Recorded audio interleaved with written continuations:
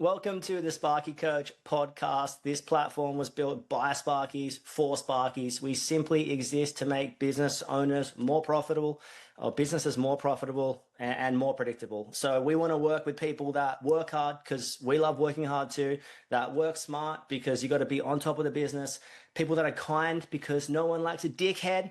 Am I right? People who want results because that's what we're here for, right? And people who want to be part of a like-minded community. So if you're interested in hearing more about the platform, please reach out and enjoy the podcast.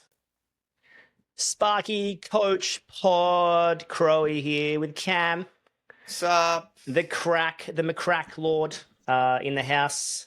And we haven't talked about this, but Gold Coast Suns went down in a blaze of glory. Actually, that was a pretty terrible blaze. Not like Bon Jovi was probably speaking relatively positively with the blaze of glory. It was definitely running from a burning house scenario in the nicest possible way. I wouldn't wish that upon anyone. But yeah, it wasn't our best effort, wasn't our best performance. But hey, if you would have said to me at the beginning of the season, we're going to make the finals, win one, lose one, I'd probably take it, to be honest. Fair enough. I mean, you got to lose one to win one, as the old saying goes. Yeah, but usually that's about a grand final. So it's like not really. Okay, sweet. Oh, hey, coming up, I don't know what date this is going to come out, but we have a live event on the 23rd. Is that right? 23rd and 24th. 23rd and 24th of October in the Gold Coast. Both members and non-members are welcome. We're going to have 2 days of training, 2 days of beers or kombuchas, 2 days of coffees, and then a dinner at somewhere on Italian on Thursday night. So it's going to be really good Thursday, Friday. If you want more info, DM us because I think that's going to be a really nice time to get together and hang out and just break some bread with people. But also, I think set some vision and set some goals is the plan. We'll probably try and do 2 or 3 of these a year. Gold Coast is great because it's so central to airports and it's God's country, as Cam says, and all that kind of stuff. So yeah, anyway, if you want some more info, reach out. We'd love to have you there. And I think it's going to be a good time. Anything you want to add to the live event? Not really. It's just I think it's a really good opportunity. There'll be a lot of professional development. We've got some really wicked guest speakers coming along. Opportunity to, I guess, learn, develop. I think it's something we don't do enough of in our industry as a whole. If I talk to my friends and mates who work in different sectors and different industries, professional and personal development is a huge part of their sectors that they work in. And I think sometimes you need to stop and slow down and just give yourself a bit of a reset, give ourselves an opportunity to get some vision and planning sorted as well for yourself and your business. So like Crowy said, reach out. There's all the details will be out and about anyway. You'll see them and be able to click on some links that are associated with the pod when this drops. Yeah, click on some links and give an Arabian Prince some money and give us some money too while you're there. So this is interesting, but the live events and just removing yourself from your business weekly is so important for 2 hours of business development. And when you get that headspace and time and energy on top of the business, it's like when you read that book and that one sentence can change your life, change your trajectory, or make you see something in a new light.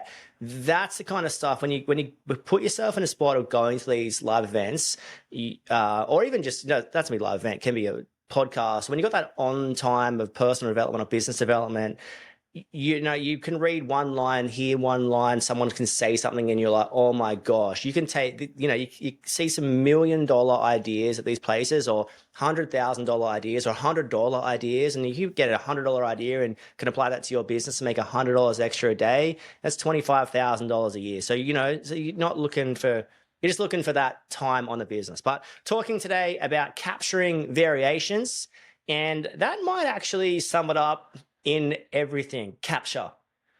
You've got to capture these things.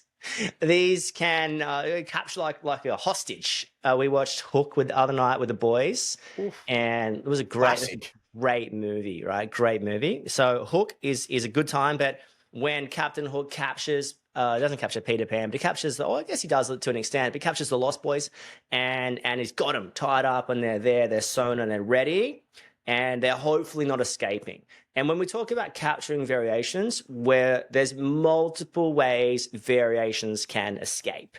And I think a lot of people see issues with builders, developers, commercial clients of why you hear philosophy, or can you just add this, because they don't have a correct way of capturing a variation or capturing a change, because they're, let's face it, busy, disorganized, insecure about communicating dollar figures, which is that just comes from a lack of understanding numbers, which comes from a lacking of knowing your own numbers, which comes from a lack of reading your own numbers, which comes from, that's ignorance. Like you can't do that. You have to, if you're too busy to work out if you're making money or not, you're too busy. If you're too busy to capture $500 of variations a day, you're too busy. If you don't have the right system in place or process in place for your staff to capture variations, you are too busy. You are too busy. If your staff are operating on revision C and they've moved to revision E, you are too busy. There's a lot of things that you can be too busy for that actually really matter. Money is one of them. Money is a huge one. There's a couple of them. I don't want to focus up on variations. I want you to see a variation in a different light. You have to capture it. I want you to see a variation like that's money that will walk out of your business. It kind of presents itself. It flashes a little bit of skin, and it can't get away. Like, that was a bad example, but it comes. It's like trying to run away, and you got to capture it. You got to be like, no, I've got to have a process to capture this. It's too easy. I know just flashing back to my journey. A variation, in my opinion, has to be sent or approved before it happens. That's just key. Now, I know everyone wants to have a black and white rule of put everything in writing. And if you've got some really good clients, putting everything in writing is just a terrible idea. Like, I think it's a terrible idea. There's a lot of times you're not operating in writing. If your relationship with an excellent client is usually phone call, like I had a conversation with someone the other day who's a client of ours, and he was like, yeah, just charge the card. I'm like, sweet. Oh, good. I will. Charge. But like, no writing. Like, it's just, he spoke to me, he approved it. Like, that was perfect. Like, you don't need to put every little thing in writing, but as you're growing a business, you've got to look at a couple of things. Like, yes, I can do that. I'm the business owner. But if you don't have that authority, maybe you need to put that in writing. So it's what stage you at is very important, but you have to capture. You have to put things in writing where possible, where you're not annoying the client. Like, we had clients that were just, oh, can you do that? Can you do that? Can you do that? Can you do that? I'm like, yes, sweet. Like, all the boys are like, yes, sweet. The girls are like, yes, sweet. So that was important to know your clients, and you don't want to be difficult to work with, but you don't want to send a bill if the invoice doesn't match what you said, or if there's a problem with the invoice, there's a problem with the process. That's a huge one. If you can live and die by that, that's the philosophy here. If you've ever sent an invoice and there's been a problem with it, that's your fault. Why is there a problem with it? Was something not communicated properly? Was it not in writing? Was it did the carpet not match the drapes? Did they just assume that? That's a very, very, you have to go inwards. Too often, I think in the trade business, because we work with labor materials, which is incredibly subjective, who's doing the work and how much is it? And some PowerPoints are $200 and some are $1,000, and some need their own circuit, some don't. And because we're operating and dealing in that all the time, I can show you an invoice, and you'll be able to match the description with the amount and be like, oh, that seems right, or that seems wrong. 100% you will. But an admin or standard punter human won't know that. They're not living and breathing electrical. They don't know the spa needs its own circuit. A lot of people, if you told my wife, Elodie, you have to go to the switchboard to do a new circuit for a spa or a sauna or a heater or an ice bath or whatever, she'd be like, oh, she would have no idea. Like, and that's cool, but that's your target market. Hot chicks. No, hot mums is your target market. But that's your, if she doesn't understand, you've got a serious issue. Like, she has to understand. And I think simple is hard. You have to recognize that. To go broad is to be generic, but if you want to run a simple business that's profitable and you're making money, all this kind of stuff, you got to simplify everything and make everything sound as simple as possible, but not simpler. So, hey, I've got to put this circuit from here to here. Yeah, look at this board. I've got to get at that point. Here's why, and because this draws so much. And I know she doesn't care about the nitty gritty of all this kind of stuff, but it's so interesting to be like, if you can't make it sound simple, you don't actually understand it. Back to simple. This works for me.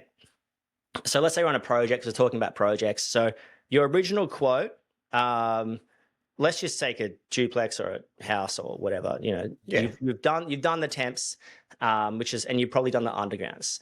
Now, premise of the undergrounds, you have to get that done. You have to get that done. You can't just leave something belting out in the middle of nowhere and dig it up in 3 years' time and be like, oh, sweet. Like, if you can finish it, you should be able to finish it. So try and get there when the plumber gets there, turn it up in slab, turn it out of the pole, get the cables in if possible, but try and do as much as you possibly can, because you don't want to be double handling this kind of stuff. Just reflect on the time you stopped the conduits short or just got them out of the slab because you were busy. And then the time came to put the conduits in. Oh, I can't, the scaffold's there. Okay, you're in a bad way at that point. So a lot of times projects are about quoting and then not losing money. Pretty much. Just like, can your processes put you in a spot where you're not using ineffective time and ineffective materials, and you're not wasting a lot of time? Because you can waste a lot of resource and it can cost you money. You think the job's not profitable, you just handled it poorly. Very interesting. But variations, great thing. Let's say you've done the temps, you've done the undergrounds, and everything's neat and tidy, and now it's the roof's on, and you're having a walk around. So you have to book your walk around in. My best encouragement to you is don't have a walkthrough when you've got 10 people on site.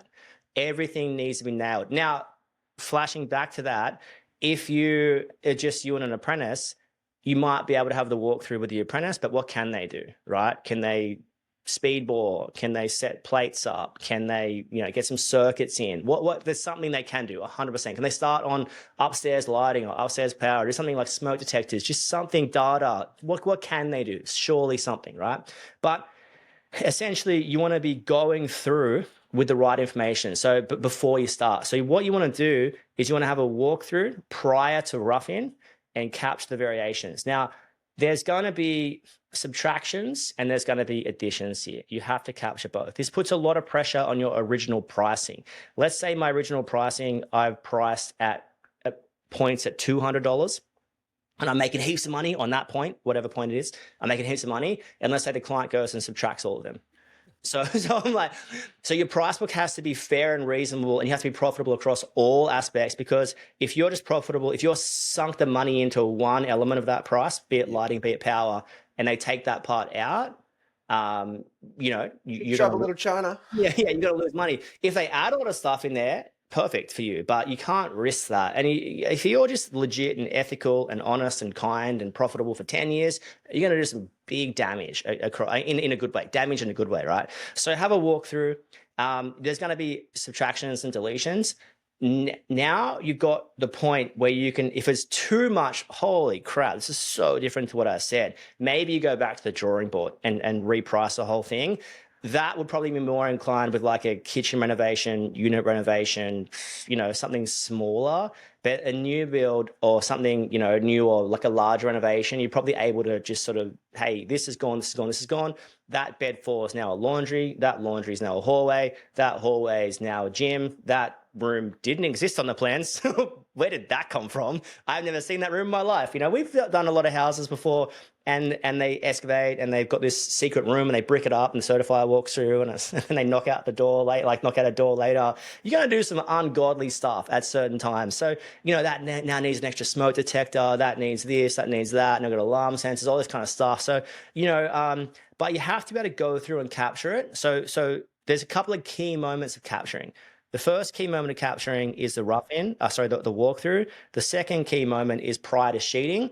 And now you open up a can of worms from there. Because what happens in between those two key times when someone adds something, this is where you have to have a process, preferably like a a Simpro digital form, a ServiceMate form, or like a Jot form, or something that you can fill out. Yeah, on this day, Cam said this to me. He added 4 PowerPoints because of this. Bang, bang. Hey, Cam, can you sign that? Boom, puts it in the email. The email is a trigger for the admin or someone to process it.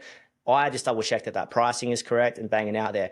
The pricing correct is so critical here because you might have 4 PowerPoints that are just classic, classic series, but classic easy sort of whatever it is, whatever series it is, and it's 4 PowerPoints at 150 or 170 or 120, whatever you're at. Bang, 4 times this is this. You might have a PowerPoint that is for the pool. Cool. That needs a circuit. That needs undergrounds. That's going to be probably like a $1,500 item. So has that been communicated properly, effectively? Who's doing the digging? Hopefully it's not me personally because my shoulders are cooked. My shoulders are actually pretty good, but like fire digging is hard. It's hard labor. So capturing variations, a couple of key components, but the key component is it has to be captured. It has to be priced before you do it. Everyone has to be on the same page. You align your variation with your progress claim. So if you've got, $2,000 of variations or 20 grand of variations and you're invoicing up to 60%, those variations also push to 60%, in my opinion, unless you've completed that variation item, and then it's 100% charge for that. But, it comes down to weekly invoices, weekly variations, the absolute latest, like the trade gods have ended the world and your emails on fire. Monday the latest for the week before, Tuesday. You can twist my arm for Tuesday. But yeah, I know I've just sort of like, that's a big thing. I think a lot of people think I think a lot of people, their business is going well. It's just a couple of items they need to tidy up. Like, are you profitable or not? Are you capturing your variations or not? Are you hitting that job? Are you respecting that job? That kind of stuff. Anyway, thoughts? There's a lot to run over here, but ultimately the short and long of it is the importance of capturing it in the long term as well, because the flow-on effect of not capturing it can be full on. And so what I want to look at here, so we've done the walkthrough, we've done the prior to sheeting, it's all been tick, tick, tick, communicated, costing's been gone backwards and forwards. Everyone's happy with it, all that sort of stuff. Now, I think this is where a lot of people come undone, is that then also the plans need to reflect this, right? And the reason I feel like I'm really big on this, that it needs to be documented that this has been done. Now, this is where a great software program like GrandPlan comes into it, that you can literally just mark it up and change it. So we're all working on the same plans.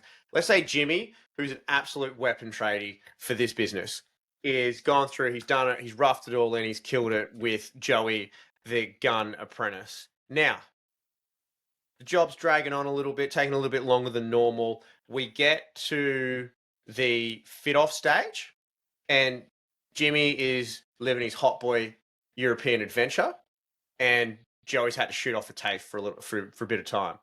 And you as the business owner are now super angry because I get angry about everything because it's never my fault, even though they're entitled to go on annual leave, entitled to go to TAFE, both of which you approved 8 months earlier, right?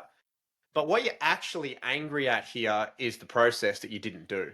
So you've now got to send Dicko and Robbo, who are also weapons and legends in their own right, but you don't have a plan to give them. So they're cruising around being like, why do we have 25 PowerPoints, but there's 35 holes on the wall? What's going on here? So I think here the importance that I really want to emphasize is that your process that you're doing for your variations is to make life as easy for future self, for future business, because you don't know what happens. That's just the reality of it all. Like, you cannot predict the future. You don't know when someone's on leave. You don't know when someone's at TAFE. You don't know when someone's going to get sick. You don't know when someone's family member may get sick. You don't know when someone might be having their baby. All these sorts of bits and pieces, they happen. It's life. It's part of being in business. So what you're actually firing up about and getting worked up about is you took a shortcut. You didn't get it nailed down from the get-go in regards to, all right, sweet, got it signed off. What's the next step? You want it to be not in your head and not on the torn junction box cover, or the back of the picking slip that the wholesaler gave you. You want to get this down in a document electronically, preferably, or at least written out and then a photo taken on it and then updated. And I'm really big on this because when you do the walkthrough and for whatever reason they had to resheet a wall, like let's just say something happened, right? And there was a couple of switches or PowerPoints on that wall, and they were cut out at cutout, but when they resheeted, they didn't cut out. And you've gone through, and we don't have a plan. We fitted everything off. We've tested, and now we're going bang, bang. Why is it going bang? Why is the circuit failing? And it's because that PowerPoint's not cut out and it's not marked up on any plan, so we don't know where it lives or exists. So we don't want to do like 3/4 of the process and then let us down. And I want to reference back to what Crowe touched on before, is that when you quote project work, you're quoting to then pray to the trade lords that, trade gods that we actually get it over the line. No, what you're doing now is you're getting yourself organized and you're being on the front foot the whole time to make sure it goes as well as possible, to make sure that you have the correct gear, to make sure you have the latest updated plan, to make sure that the material is on site, to make sure that there are 6 people there doing the 200 square meter deck instead of just a tradie and the apprentice who started a week ago, right? So generally speaking, this is all in your control, right? But we let it get out of control by not taking responsibility for it a lot of the time. And this all stems back to, generally speaking, I'm going to say the majority of it starts to unravel because we don't capture the things that changed along the way. We don't make our life easier to thank our future self. We'll be like, yeah, we know about, we had a round table discussion up in the main bathroom. Do you not remember talking about that extra towel rail that they're throwing on that's going to be heated and the floor heating? No, we don't remember it because we're not here anymore, not physically. We're on the other project. So thank your future self by getting organized and getting something in place and making life easier for you. My personal opinion now, if you are doing a lot of project work, I don't really think there's an excuse not to utilize something that's electronic. I think gone are the days, pen and paper don't need to be there anymore. It can be done electronically. Thank yourself. The other beauty here, right? Let's fast forward. Job's gone really well. We've captured everything. Gives you the ability to hand over a set of professional documents to the clients in a handover doc of like, hey, these are all the fixtures and fittings we use. Here's a set of plans for you. Could you imagine, now insert yourself as a service Sparky, when you go to this beautiful new big place that's been done, they're like, oh, hey, we just want to get a couple of these things done here. And you're the same business, right? So you're sending that, they've rung you, they loved you guys so much, and you're sending your service dude. So you're sending Peter, right? So Pete does a lot of your service work and smaller, like little projects, and he cruises in there and they're like, oh, hey, we've actually got, you guys send us these handover documents. But also too, we are so well prepared that our awesome admin attached the digital plans to the file in the job card. So we've been able to have a look and like, oh yeah, we can do that. No, we can't do that because of A, B, and C. But instead of doing it, we can do this. There's another option there. So I think you want to thank your future self by getting a process in place around it all, and it's all encompassing because often the variations, I'm going to say almost all the time, it's the variations that bring you undone. Yeah, labor's a killer. I think labor's an overarching killer. But if you've cooked the labor and you're still adding more labor, you're gonna really notice that. But I think so often, we sit with people and all they gotta do is take a day in the office and send $30,000 of variations bills or $3,000. That's a productive day. If you're invoicing anything over or sending variations over $2,000, that's way more profitable than you can be on site. So it's so often you just get caught in this like, oh, I'll do it later, and it's just psycho. Like you can't do that. I want to highlight the handover documents. I think a couple of things. Find the pain, locate the pain in your business, and then look at what's causing that pain and then fix it. So similar to if you had like a knee issue, you're like, oh my gosh, what happened to my knee? I'm going to go get some work on it. I'm going to do this. I'm going to start doing some exercises. No one wants to do exercises at nighttime, but you might have to in certain seasons. No one wants to build a rough-in checklist or a fit-off checklist at nighttime, but you might have to if you're in the thick of it. So it's like usually the pain is speaking to you a lot more than you realize. It's almost maybe replace pain with tripped RCD. Like there's something's flicked, something's not working, there's a reason to it. If you're not profitable, there is a reason for that. If you're, and you got to find that reason and fix it. But interesting thing with the handover document, I remember I got a call from a builder, and he's like, oh, I kind of want to name this person because it was pretty typical of them, but I won't. And they sort of said, oh, there's a leak over upstairs bed 2. Yeah, it's $4,000 for the gyprock and the joinery and all this kind of stuff, which is kind of, if you've got a water leak somewhere, it's not uncommon that it's going to be quite expensive, because by the time they find the water leak, it's probably soaked through gyprock, soaked through joinery, potentially soaked into carpet. Like, it's a serious thing. This is why you've got to be profitable on your jobs, because you never know when you're going to come unstuck. We used to, I mean, I don't know what people do these days, but let's say we had an aerial going through the roof. We would bucket test that. So we would seal it and then come back with a bucket and pour it over. And the goal would be, if you had a rough in for 6 days, aerial on the 5th day, bucket test on the 7th day, or whatever. So bucket tested, videoed it, and then you kind of really organize that way and you covered. But and I remember this one, and I was like, oh, holy crap, man, that's our fault. Like, we'll go through insurance or whatever. And that's why you have insurance too. Step that in your policies.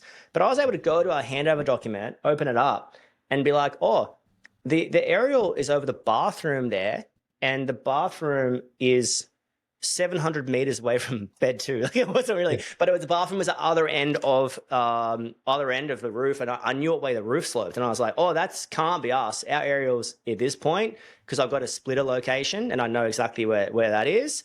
Thank God for the handover document. And he was like, oh, cool. So it's gone from, not saying aggressively trying to back charge me, but like, hey, you need to pay for this, to me going like, oh, hang on, I've checked our documents because of this, to him going, oh, cool, thanks. So, imagine the time that saves. If I had to go out the site and look around at everything and do this and that, and this is so critical to have this documentation, and it's so critical when you got to go to site. I remember being very, very busy one day, and another builder who I also want to name, but I won't, but it had a crazy leak, like down riser leak, flooding the ground floor. It's like a 4-story building. We'd roughed in and fit off maybe 12-ish apartments, basement, double basement kind of vibe. So decent job. And then, and it was dripping down into the bottom riser. And he was like, yeah, it's your Foxtel dish and the aerial. And I was like, this is back in the Foxtel dish days, right? So I was like, oh, and I knew our dish was above this. Like, I was like, holy crap, he actually could have a point here. So I go to site. The builder sent me a whole bunch of videos. I'm looking around, and I'm looking around going, okay, well, that mold is 15 meters away. That can't be us. That's opposite. The roof is not falling that way. That one's not us. That one's not us. Looked, and I filmed everything. And this builder was quite aggressive. Hey, we're back charging you for this, which, to be fair, is fair if it's our mistake. And I was like, so I went to site, fully hadn't, when there's times got no time and everything is annoying. I was like, oh, I don't have time to go to site. So I had to make time, go to site, filmed a whole bunch of stuff, worked out what was actually leaking. It was the lift riser. It wasn't us. And I was like, hey, that's not us. It's this. I can see it from this, and this. He had a massive go at me. I was like, well, I'm going to put this in writing, because I'm like, I know this isn't us. Like, I'm telling you, it's coming down our cables, down through this riser, but that's not the issue. The issue, the water's getting in somewhere else. And that was really coming down our cables internally, not externally, of course. So that was interesting for me. So it's like, you got to know when you got to wrangle a site visit. You got to know when to put your hand up, but you got to be organized in your documentation. Huge one. So capturing variations on a project, like, if you're not profitable and you're doing a whole bunch of larger work, it might actually just be the variations aren't being captured and looked after and respected properly. So make sure you're capturing them. It's your money. This is your money. This is your money. I'll say that again. It's your money. You work so hard. You're just not dotting the I. You're doing all the on-site work. And, I'll wrap it up like this. If there's ever a problem with a variation invoice, you're the issue. Like, I'd say 99% of the time, you're the issue, or an invoice in general. You haven't communicated properly. You've done the work without them knowing you've done the work. And one of the worst things is that the client, if it's a good client, they'll probably pay it. They just might not use you again. So you can lose good to great to excellent clients by being poor to average in the office. And think of all the work you've done to get those good to great to excellent clients just to lose them for not sending an email on time or a bill on time. It's not worth it. So prioritize, prioritize, prioritize. And that's my wrap up. I like it. Good. Enjoy your day, whatever you're up to, and we'll catch you on the next one. Catch you on the flip side. See ya. That's a wrap on another podcast. Whatever you're doing, don't be too busy to stop and check if you're making money. And above all else, you know the rules. Be kind. See you soon.